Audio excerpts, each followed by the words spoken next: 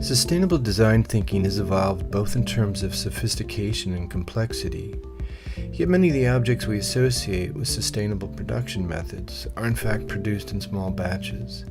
These objects tend to have a distinctive characteristic, revolving around reused or repurposed materials. Let's take a look at a few examples of what I call the established green language semantic.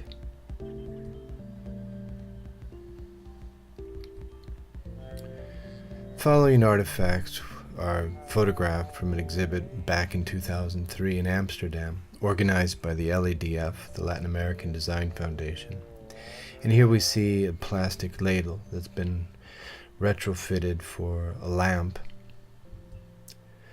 or 55-gallon oil drums which have been reconstituted as benches.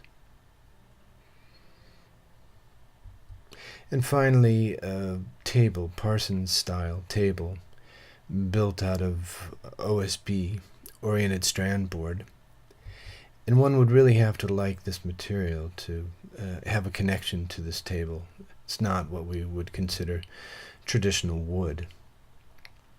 The Dutch designer Piet Hein Eck works in a similar manner, very much composing furniture out of small scraps of wood. It's very labor intensive and ends up having a very specific kind of language of craft and reuse, which has its limitations, not to mention its contradictions.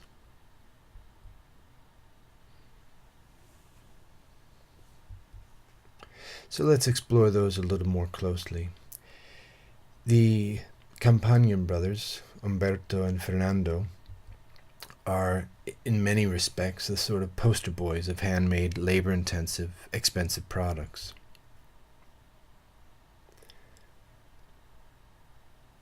Products like the favela chair is a good example of something that is very, very labor-intensive to put together. And again, as a designed artifact, may not be the most ergonomic or comfortable piece of furniture, but it's a very bold statement. And even when they're dealing with more of a modern production, the materials themselves tend to feel very hand manipulated. And they've even taken this concept or this way of working into mass-produced products, which I'm not sure that this is actually done in large-scale quantities, but in any case, Lacoste alligator shirt. And again, that language of kind of cut and paste. Now their work often ends up in gallery settings, and the work is very, very expensive. This is an image from the Manhattan Gallery, Moss, and the work is often displayed in a very sculptural or very art-like way. This is a screenshot from a website, and the only reason I have this here, this is the sushi chair, is to point out that the price is $6,380. So this muddled language sends mixed messages, which can be construed as elitist. This blurs the boundaries between art and design and contradicts the idea of mass production or production for the masses.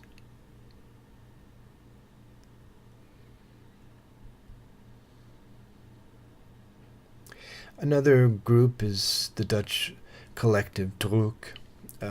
Dutch for the word actually means dry in Dutch. And again, we see a lot of the same sorts of principles, very labor-intensive, handmade furniture or artifacts that are bordering on conceptual as opposed to purely functional. In this case, a cube that one buys along with a sledgehammer to customize the object so that it can be sat in or whatever. A lot of Druk's work ends up in museum settings, this one in Munich, Germany. And again, a very, very large price tag. So the product sophistication in terms of products being created tend to be on the basic side, furniture, housewares, or decorative items for modern interiors. This is not exactly, again, mass production for the masses, but a slightly more elitist approach. Here we have something that is not nearly as elitist. This is a chair that's been constructed out of recycled vinyl material,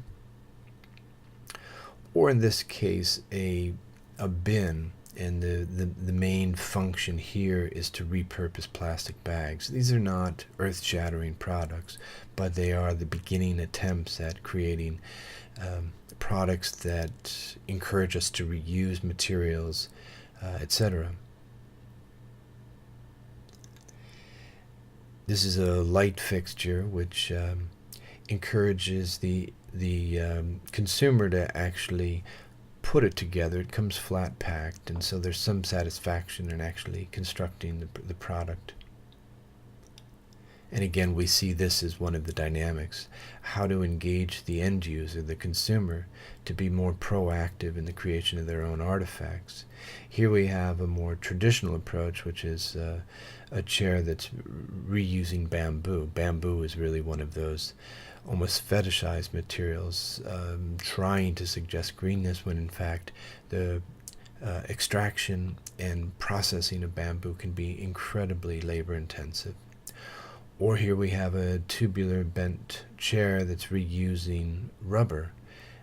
Not necessarily what I would describe as a ergonomically pleasing chair, but the main thing here is the designers communicating or attempting to communicate the reusability of the material.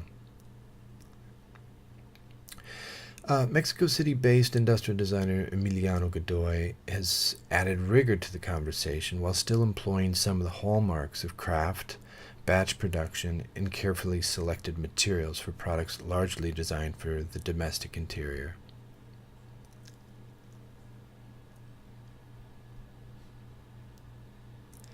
What's interesting about Godoy's approach is that he's applying greater rigor in analyzing cycles of production, cycles of use, etc. So in this case, we see some staggering statistics. A landfill where the percentage of products produced versus the percentage of products that are used for a short period of time before they end up in a landfill are quite astonishing.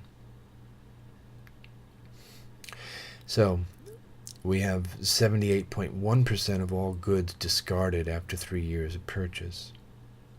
These are clearly frightening statistics.